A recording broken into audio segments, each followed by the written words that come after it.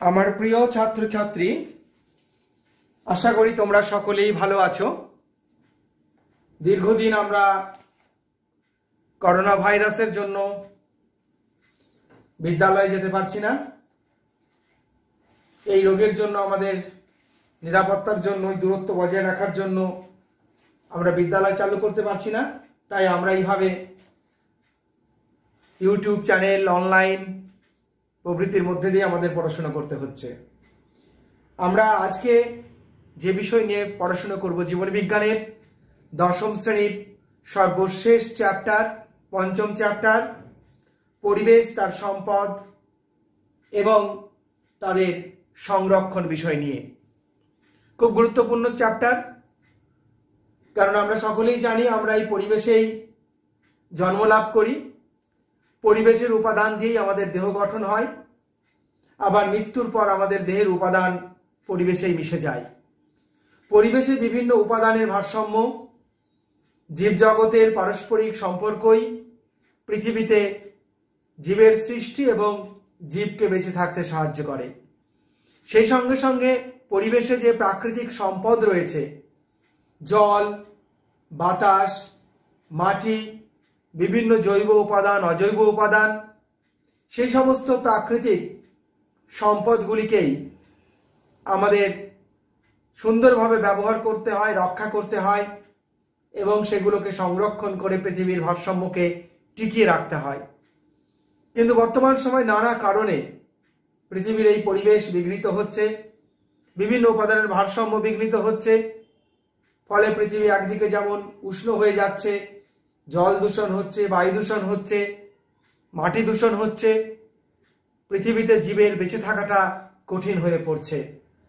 সেই কারণে আমাদের পরিবেশ নিয়ে পড়াশোনা করতে হবে।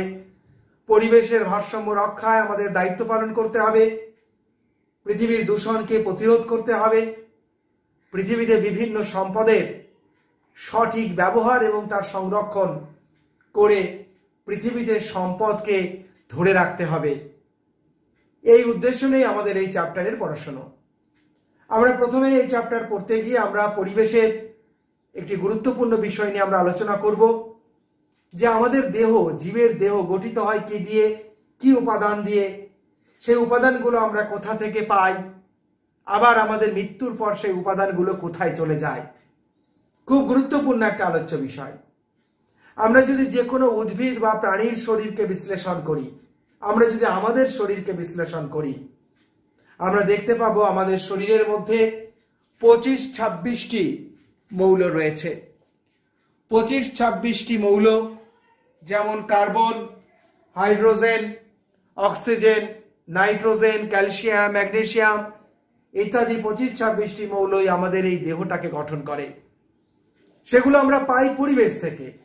পরিবেশ থেকে পাই বিভিন্ন মৌলিক উপাদান হিসেবে, মৌল পদার্থ হিসেবে, যৌগিক পদার্থ হিসেবে।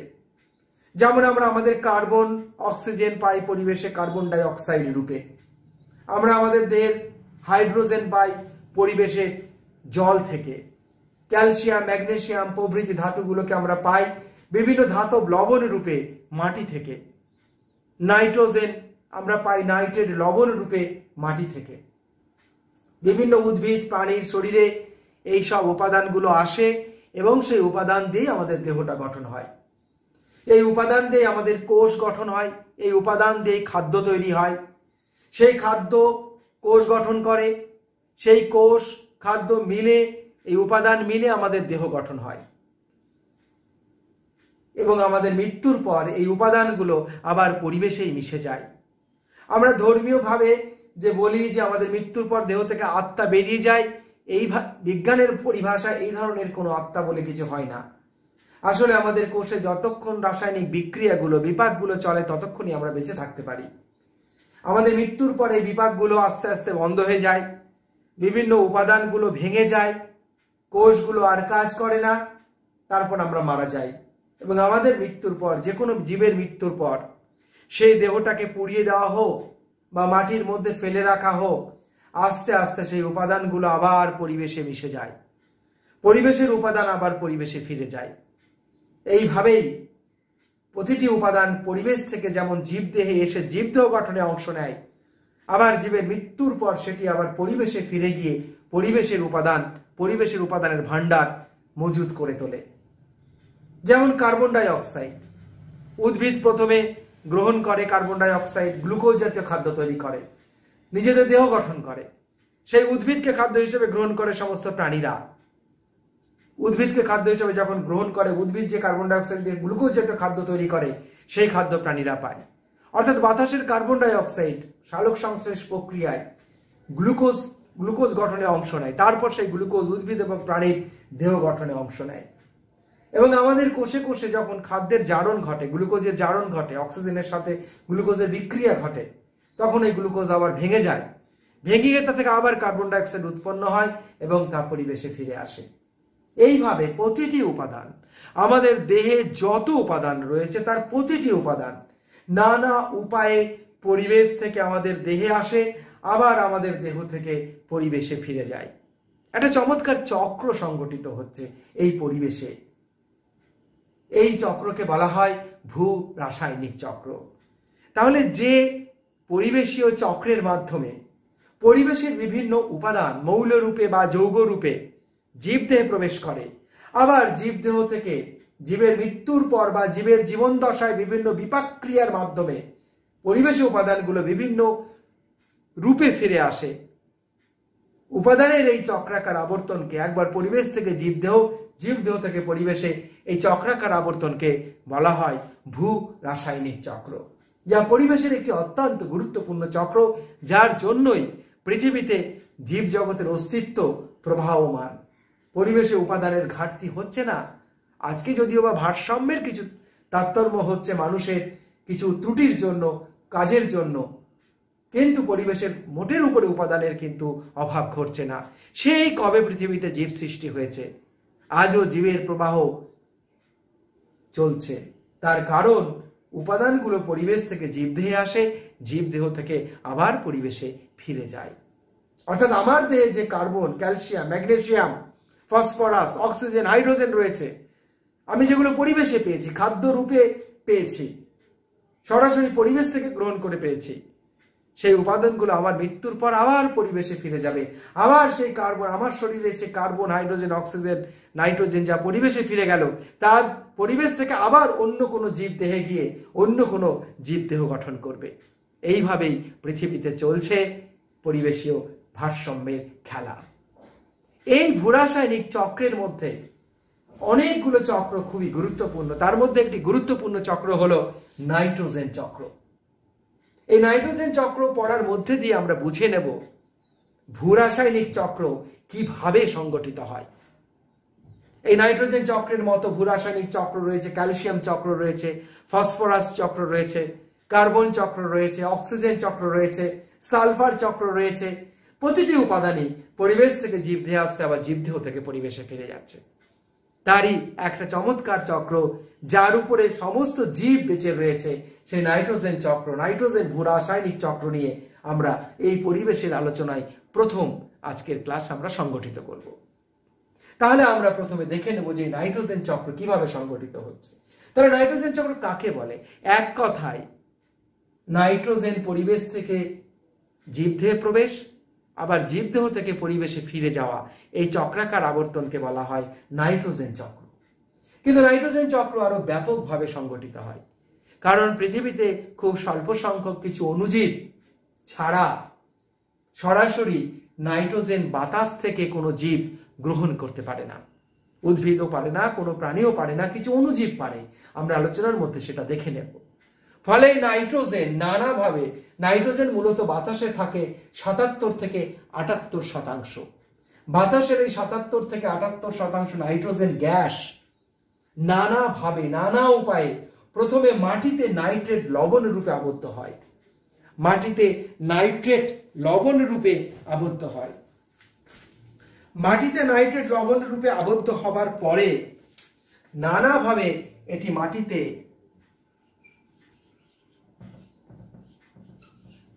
নাইট্রেট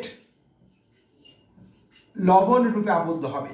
বাতাসের নাইট্রোজেন নানাভাবে এই নাইট্রেট লবণ রূপে আবদ্ধ হওয়াটা সংগঠিত হয়। Calcium nitrate, magnesium nitrate, potassium nitrate প্রভৃতি বিভিন্ন নাইট্রেট লবণ মাটিতে তৈরি হবে এই নাইট্রোজেন গ্যাস থেকে। তারপর এই নাইট্রেট লবণ উদ্ভিদের শরীরে প্রথম প্রবেশ করবে, তারপর উদ্ভিদ থেকে প্রাণীরা যাবে। তাহলে নাইট্রোজেন চক্রের প্রথম বিষয় হচ্ছে যে নাইট্রোজেন গ্যাস কিভাবে মাটিতে নাইট্রেট লবণ রূপে আবদ্ধ হচ্ছে। নাইট্রোজেন গ্যাসের মাটিতে নাইট্রেট লবণ রূপে আবদ্ধ হওয়ার এই প্রক্রিয়াকে বলা হয় নাইট্রোজেনের আবদ্ধকরণ, নাইট্রোজেনের স্থিতিকরণ, নাইট্রোজেন ফিক্সেশন। এই নাইট্রোজেন ফিক্সেশন সবচেয়ে প্রাকৃতিক যে নিয়মে সংঘটিত হয় সেটি হলো বৃষ্টির সময়। কিভাবে? এই বাতাসের নাইট্রোজেন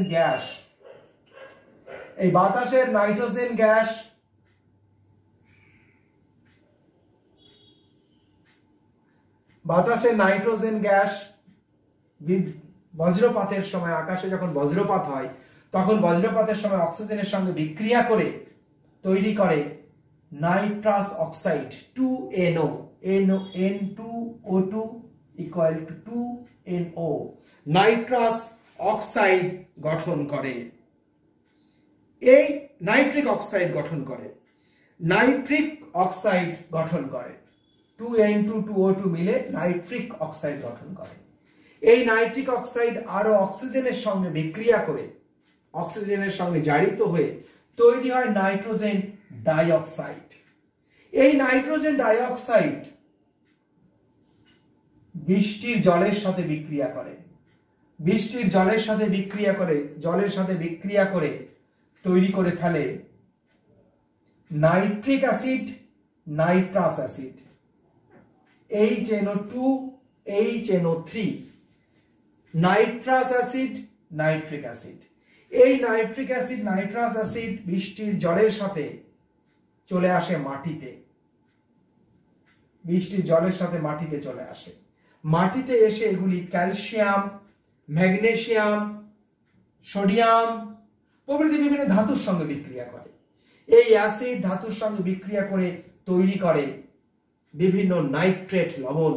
যেমন এখানে আমরা একটা বিক্রিয়া দেখেছি, HNO3 ক্যালসিয়ামের সাথে বিক্রিয়া করে তৈরি করেছে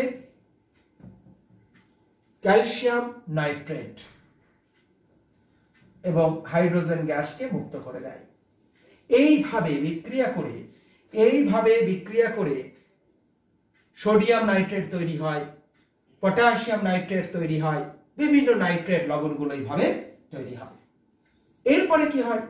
এই নাইট্রেট লবণ, এখানে আমরা শুধুমাত্র ক্যালসিয়াম নাইট্রেটের কথা যেমন বলেছি, একই রকম ভাবে তৈরি হয় সোডিয়াম নাইট্রেট, একই রকম ভাবে তৈরি হয় পটাশিয়াম নাইট্রেট।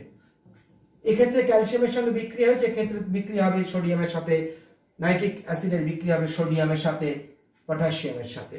এই সমস্ত লবণগুলোই হলো মাটির নাইট্রেট লবণ, বিভিন্ন নাইট্রেট লবণ এইভাবে মাটিতে তৈরি হচ্ছে। মাটিতে যেমন এইভাবে বৃষ্টির সময়, বজ্রপাতের শক্তি এবং বৃষ্টির জলের সঙ্গে বিক্রিয়া করে এইভাবে নাইট্রেট লবণ হতে পারে, তেমনি এই নাইট্রোজেন মাটিতে আবদ্ধ হতে পারে কিছু জীবন্ত অণুজীব দ্বারাও। এইভাবে নাইট্রোজেনের আবদ্ধকরণকে বলা হয় প্রাকৃতিক স্থিতিকরণ। নাইট্রোজেনের আবদ্ধকরণ বা স্থিতিকরণ প্রাকৃতিক নিয়মে ঘটে এটা। এভাবে পৃথিবীর সবচেয়ে বেশি পরিমাণ নাইট্রেট লবণ মাটিতে সৃষ্টি হতে পারে। এরপরে বিভিন্ন জীবজ আবদ্ধকরণ হতে পারে বিভিন্ন অণুজীব দ্বারা, যেমন বিভিন্ন স্বাধীনজীবী অণুজীব দ্বারা, বিভিন্ন মিথজীবী অণুজীব দ্বারা। স্বাধীনজীবী অণুজীবের মধ্যে রয়েছে যেমন ক্লস্ট্রিডিয়াম অ্যাজিটোব্যাক্টর নামক ব্যাকটেরিয়া, ক্লস্ট্রিডিয়াম, এরা মাটিতে বসবাস করে। ক্লস্ট্রিডিয়াম এরা মাটিতে বসবাস করে। অ্যাজিটোব্যাক্টর,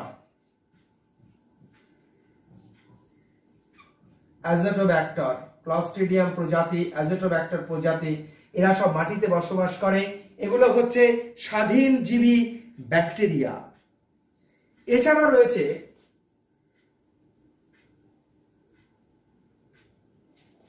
এছাড়া রয়েছে, আচ্ছা এটাকে একটু আমি ঠিক করে লিখি, ক্লস্ট্রিডিয়াম, অ্যাকচুয়াল নামটা হচ্ছে ক্লস্ট্রিডিয়াম, একটু বানানটা ভুল হয়েছিল, ক্লস্ট্রিডিয়াম অ্যাজিটোব্যাক্টর। ঠিক আছে, এরা হচ্ছে স্বাধীনজীবী ব্যাকটেরিয়া। এছাড়া রয়েছে কিছু সায়ানোব্যাকটেরিয়া, যেমন নস্টক, সবুজ ক্লোরোফিল যুক্ত সায়ানোব্যাকটেরিয়া নস্টক। আর একটা রয়েছে অ্যানাবিনা, অ্যানাবিনা, এরাও ব্যাকটেরিয়া ধর্মী কিন্তু ক্লোরোফিল যুক্ত, এদের সায়ানোব্যাকটেরিয়া বলা হয়। এরাও স্বাধীনজীবী, ভিজে এলাকাতে, ভিজে জমিতে বসবাস করে। এবারে এই যে নাইট্রোজেন গ্যাস, এই নাইট্রোজেন গ্যাস সরাসরি এই সমস্ত অণুজীবেরা গ্রহণ করে নিতে পারে। সরাসরি এই গ্যাস নাইট্রোজেনকে গ্রহণ করে এদের শরীরে নাইট্রোজেন যৌগ রূপে আবদ্ধ করে ফেলতে পারে বা নাইট্রোজেন লবণ রূপে আবদ্ধ করে ফেলতে পারে। এবং এই নাইট্রোজেন গ্যাস দিয়ে এই ক্লস্ট্রিডিয়াম, অ্যাজিটোব্যাক্টর, নস্টক, অ্যানাবিনা এরা এদের দেহটাকে গঠন করে। এদের দেহটাকে গঠন করার পরে এদের যখন মৃত্যু হয় বা এরা যখন নাইট্রোজেনকে নাইট্রেট লবণ রূপে এদের দেহে আবদ্ধ করে, তখন কিছুটা নাইট্রেট লবণ মাটিতে মিশে যায়, কিছুটা নাইট্রেট লবণ মাটিতে মিশে যায়। অর্থাৎ এদের জৈবনিক প্রক্রিয়া পরিচালনার সময় নাইট্রোজেন আবদ্ধকরণের সময় যে নাইট্রেট লবণ তৈরি হয় এদের শরীরে, সেই নাইট্রেট এদের শরীরে যেমন আবদ্ধ হয় তেমনি কিছুটা মাটিতে নাইট্রেট লবণ রূপে মিশে যায়। আর কি হয়, এদের মৃত্যুর পর একটা সময় তো ক্লস্ট্রিডিয়াম, অ্যাজিটোব্যাক্টর, নস্টক, অ্যানাবিনা এদেরও মৃত্যু হবে। এদের যখন মৃত্যু হবে, এদের মৃত্যুর সময় এদের দেহ যেমন মাটিতে মিশে যাবে, ঠিক তখনই এদের দেহে থাকা এই নাইট্রোজেন লবণের নাইট্রেট লবণ মাটিতে মিশে যাবে। এইভাবে মাটিতে নাইট্রেট লবণের পরিমাণ ক্রমাগত বাড়তে থাকে। এটা হলো অণুজীব দ্বারা নাইট্রোজেন আবদ্ধকরণ, এটা হলো প্রাকৃতিক নিয়মে নাইট্রোজেন আবদ্ধকরণ। এছাড়া বেশ কিছু রয়েছে মিথজীবী ব্যাকটেরিয়া। মিথজীবী ব্যাকটেরিয়ার মধ্যে সবচেয়ে ভালো নাম আমরা সবাই জানি রাইজোবিয়াম। রাইজোবিয়ামের নামের সাথে আমরা সকলে পরিচিত।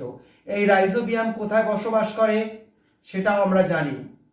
মটর, ছোলা প্রভৃতি যে উদ্ভিদগুলো, এই উদ্ভিদের যে মূল, এই মূলে এইরকম গুটি হয়। এই উদ্ভিদের যে মূল মাটির নিচে থাকে, শিকড়, সেখানে এরকম গুটি হয়। এই গুটিগুলোকে বলে অর্বুদ। এই অর্বুদের মধ্যে এক ধরনের ব্যাকটেরিয়া বসবাস করে। এই অর্বুদের মধ্যে যে ব্যাকটেরিয়া বসবাস করে সেই ব্যাকটেরিয়ার নামই হচ্ছে রাইজোবিয়াম।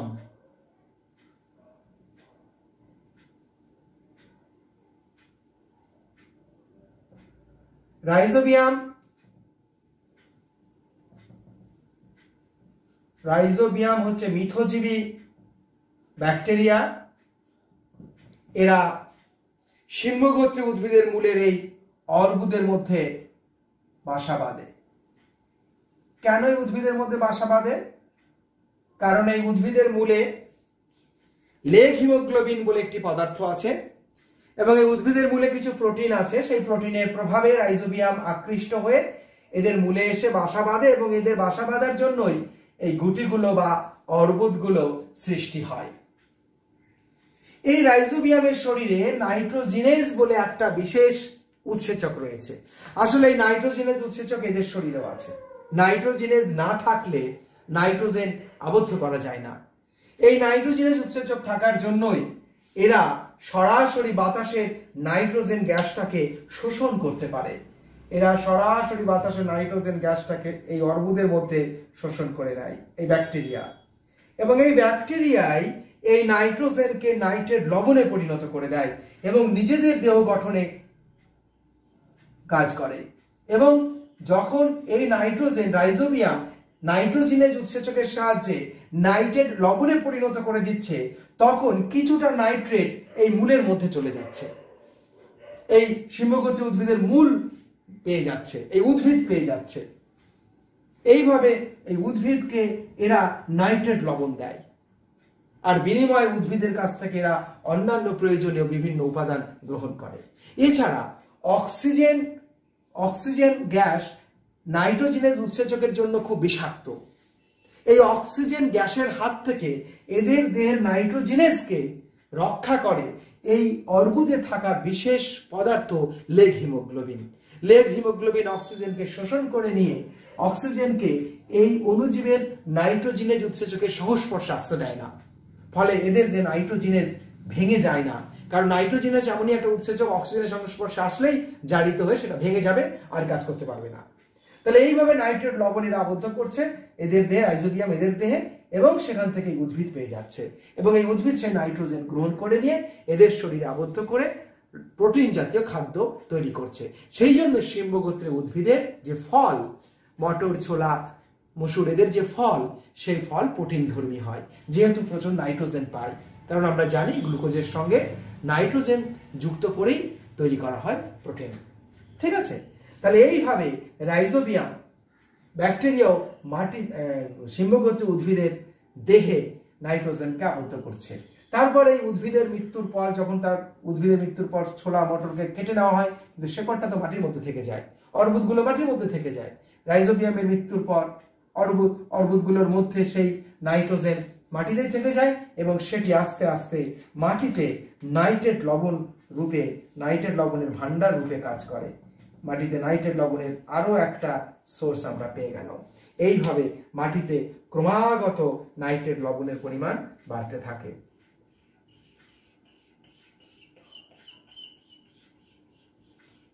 এছাড়া বর্তমান সময় মানুষ তার প্রযুক্তির সাহায্যে নাইট্রোজেন গ্যাসকে বা নাইট্রোজেন জাতীয় যৌগকে কারখানায় বিভিন্ন যন্ত্রের মাধ্যমে নাইট্রোজেন সমৃদ্ধ সারে পরিণত করতে সক্ষম হয়েছে।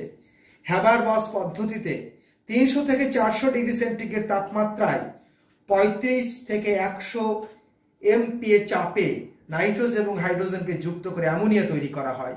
এই অ্যামোনিয়া NH3 অন্যান্য নাইট্রোজেন যুক্ত সার প্রয়োগের, এই অ্যামোনিয়া থেকে অ্যামোনিয়া ঘটিত বিভিন্ন সার তৈরি করা হয়, যেমন অ্যামোনিয়াম সালফেট, এই ধরনের সার তৈরি করা হয়।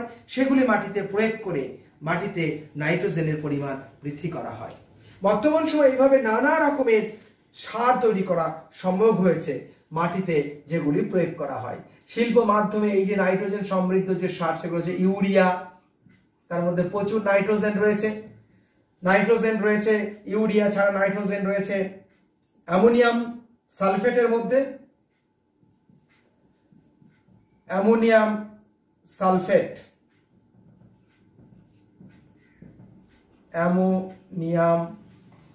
সালফেট এটি একটি নাইট্রোজেন ঘটিত সার।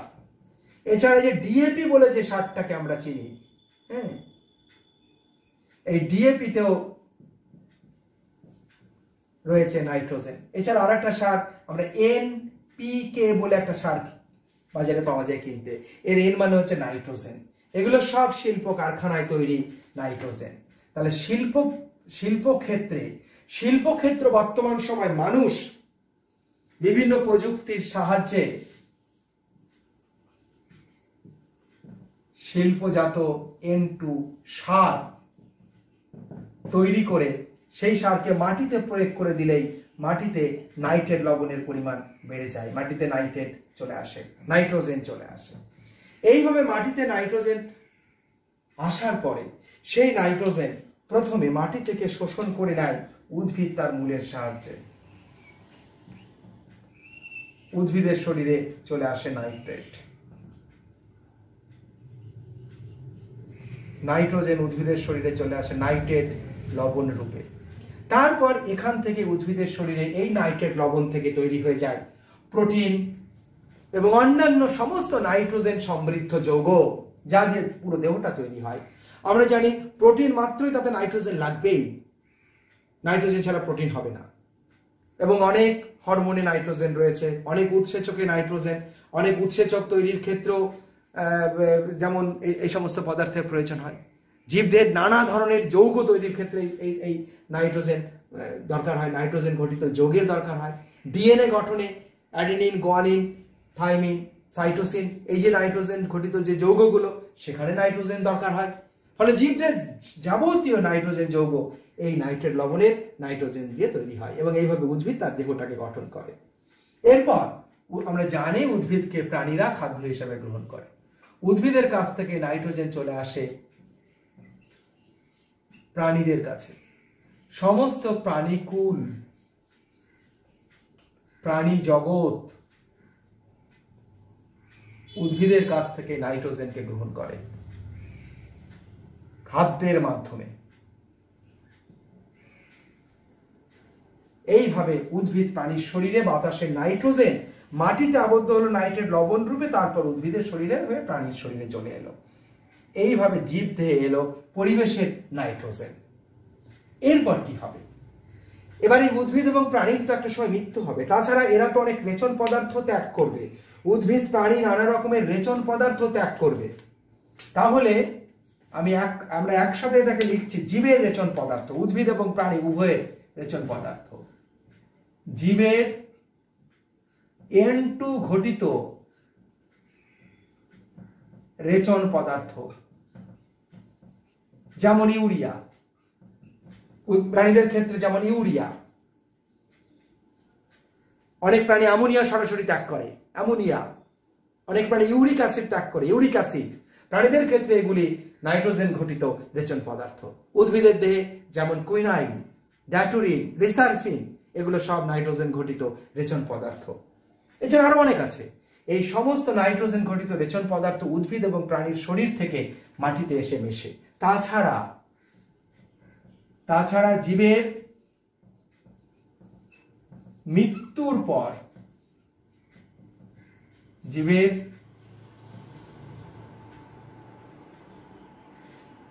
মৃত দেহের N2 যৌগ, জীবের মৃতদেহের N2 যৌগ মানে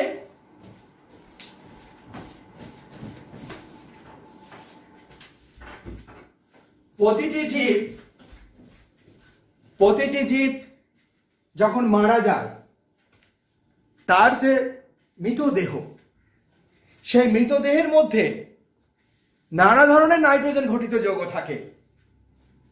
পুরো দেহের মধ্যে তো প্রচুর নাইট্রোজেন ঘটিত দেহ রয়েছে। একটা উদ্ভিদ, তার পাতা, ফল, ফুল, কাণ্ড, একটা প্রাণীর শরীরের বিভিন্ন অঙ্গ প্রত্যঙ্গ, সেখানে যে কোষ রয়েছে, কোষের মধ্যে নাইট্রোজেন ঘটিত যৌগ রয়েছে। সেই যৌগের কথা বলছি, জীবের মৃতদেহের N2 যৌগ।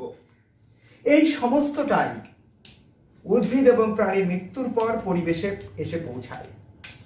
এই সবটাই যখন পরিবেশে এসে পৌঁছায়,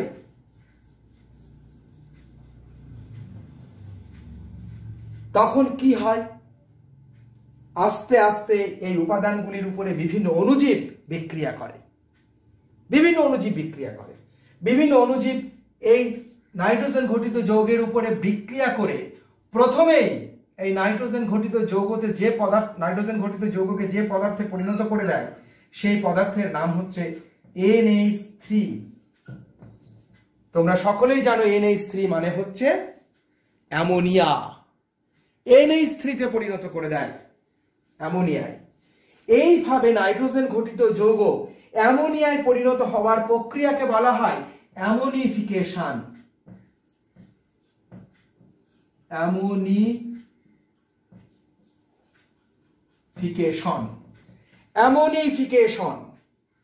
এইভাবে অ্যামোনিফিকেশনের মাধ্যমে নাইট্রোজেন ঘটিত যৌগগুলো অ্যামোনিয়ায় পরিণত হয়। অ্যামোনিফিকেশন করতে পারে ব্যাসিলাস মাইকয়েডিস। এই অ্যামোনিফিকেশন করতে পারে এমন একটা ব্যাকটেরিয়ার নাম ব্যাসিলাস মাইকয়েডিস। এরপরে কি হয়? এই অ্যামোনিয়া পরবর্তীকালে আরো অণুজীবের দ্বারা রূপান্তরিত হয়ে প্রথমে তৈরি করবে নাইট্রাইট লবণ, নাইট্রাইট NO2, নাইট্রাইট লবণ NaNO2, যেমন সোডিয়াম নাইট্রাইট। নাইট্রাইট লবণে এই নাইট্রাইট লবণ অণুজীব দ্বারা তারপরে তৈরি হয়ে যাবে নাইট্রেট লবণে। নাইট্রাইট হচ্ছে NO2, যেমন সোডিয়াম নাইট্রেট হচ্ছে NaNO2, আর নাইট্রেট হচ্ছে NaNO3।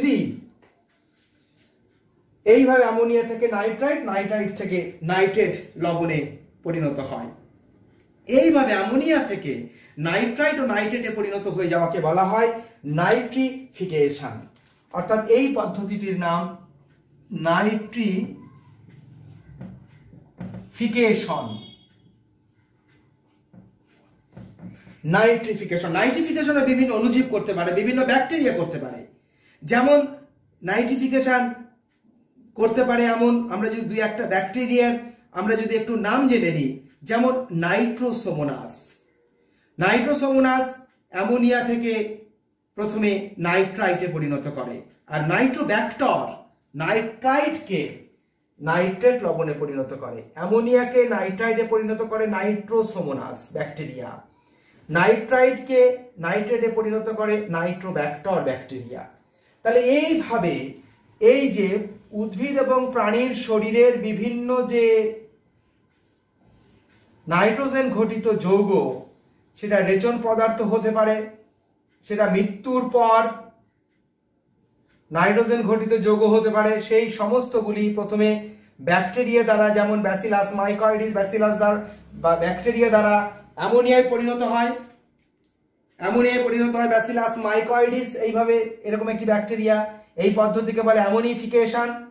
অ্যামোনিফিকেশন পদ্ধতিতে অ্যামোনিয়া তৈরি হয়, তারপরে অ্যামোনিয়া নাইট্রোসোমোনাস জাতীয় ব্যাকটেরিয়ার দ্বারা নাইট্রাইট লবণে পরিণত হয়, তারপর নাইট্রাইট লবণ থেকে নাইট্রোব্যাক্টর জাতীয় ব্যাকটেরিয়া দ্বারা নাইট্রেট লবণে পরিণত হয়। এই পদ্ধতিকে বলা হয় নাইট্রিফিকেশন। এইভাবে আবার একটা চক্র সংগঠিত হয়। এইভাবে আবার উদ্ভিদ এবং প্রাণীর শরীরে নাইট্রোজেন ঘটিত যৌগগুলি আবার রিসাইকেল হয়ে মাটিতে নাইট্রেট লবণ রূপে চলে আসে এবং এই চক্রকে কন্টিনিউ করে। এখানে আবার একটা ছোট চক্র সংগঠিত হচ্ছে, জীবদেহ থেকে মাটি, মাটি থেকে আবার জীবদেহ। আর এখানে সব চক্র সংগঠিত হচ্ছে বাতাস থেকে মাটি, মাটি থেকে জীবদেহ। আমরা নাইট্রোজেন চক্রের একটা পার্ট দেখলাম। এইভাবে নাইট্রোজেন চক্র সংগঠিত হতে থাকলে যেটা সমস্যা দেখা দেবে, বাতাসে নাইট্রোজেনের পরিমাণ কমে যাবে। তাই বাতাসে নাইট্রোজেনের পরিমাণকে আবার ফিরিয়ে দিতে হবে। সেই কাজটাও করে অণুজীব ব্যাকটেরিয়া। আমরা অণুজীব ব্যাকটেরিয়াকে সবসময় ভাবি যে জীবাণু মানেই রোগ সৃষ্টি করে, তা কিন্তু নয়। এখানে আমরা দেখতে পাচ্ছি যে এই অণুজীবগুলি, ব্যাকটেরিয়াগুলি কি অনবদ্য ভূমিকা পালন করছে সারা পৃথিবীর জীবজগৎকে টিকিয়ে রাখার ক্ষেত্রে, নাইট্রোজেন চক্রকে সঠিকভাবে পরিচালিত করতে।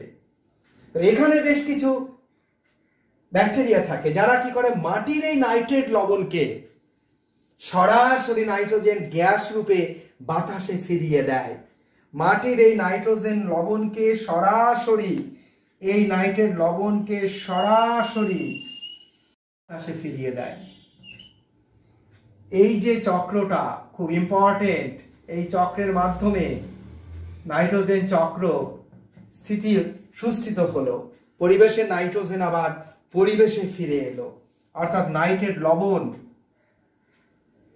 বিভিন্ন ব্যাকটেরিয়ার দ্বারা ভেঙে গেল, নাইট্রোজেন স্থিতিকরণের বিপরীত প্রক্রিয়া সংঘটিত হলো এবং বাতাসে নাইট্রেট থেকে নাইট্রোজেন মুক্ত হলো। এই ঘটনাকে বলা হয় ডিনাইট্রিফিকেশন। এই ঘটনাকে বলে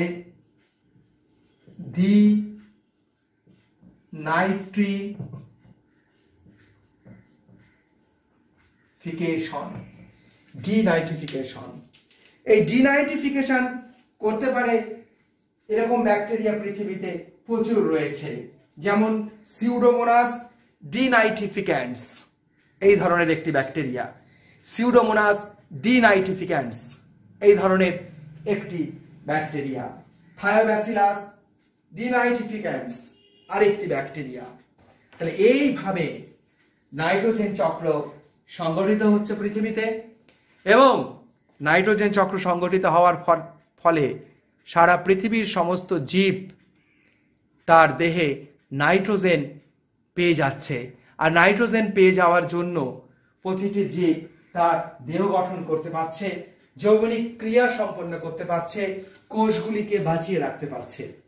এইখানে যেমন আমরা নাইট্রোজেন চক্র দেখলাম যে কিভাবে বাতাসের নাইট্রোজেন প্রথমে মাটিতে নাইট্রেট লবণ তৈরি করলো, তারপর আবার তা থেকে উদ্ভিদের শরীরে, প্রাণীদের শরীরে গেল, আবার তা থেকে মাটিতে এলো, মাটি থেকে আবার উদ্ভিদ প্রাণীর শরীরে গেল এবং এখান থেকে কিছুটা আবার নাইট্রোজেন মুক্ত হয়ে বাতাসে ফিরে গেল, যেটাকে আমরা বলছি নাইট্রোজেন চক্র, ভূরাসায়নিক চক্রের একটি গুরুত্বপূর্ণ পার্ট। এইরকম নাইট্রোজেন চক্রের মতো ক্যালসিয়াম চক্র, ফসফরাস চক্র, সালফার চক্র, কার্বন চক্র প্রভৃতিও পৃথিবীতে সংগঠিত হয়। তাহলে সার্বিকভাবে এই নিজেদের মতো করে তৈরি করা, এটা একদম নিজেদের মতো তৈরি করা নাইট্রোজেন চক্রের একটি ছক। তোমরা বইপত্রে অনেক ধরনের ছক পাবে। এটা একদম নিজেদের, যা আমরা পড়ছি, যা আমরা জানছি, সেটাকে আমরা প্লট করে দিয়ে এই চক্রটাকে আমরা উপস্থাপন করেছি। তোমরাও এই চক্র এইভাবেই উপস্থাপন করে নাইট্রোজেন চক্রকে তোমরা তুলে ধরতে পারো। এই নাইট্রোজেন চক্র সংগঠিত হচ্ছে বলেই পৃথিবীতে, বায়ুমণ্ডলে এবং জীবদেহে কখনো নাইট্রোজেনের অভাব হচ্ছে না। তাহলে আমার প্রিয় ছাত্রছাত্রী, আর আমাদের এই প্রসঙ্গে একটা বিষয় বাদ থেকে গেল এখনো, নাইট্রোজেন দূষণ, মানুষের ক্রিয়াকলাপের ফলে পরিবেশে নাইট্রোজেন ভারসাম্যের যে সমস্যা হচ্ছে।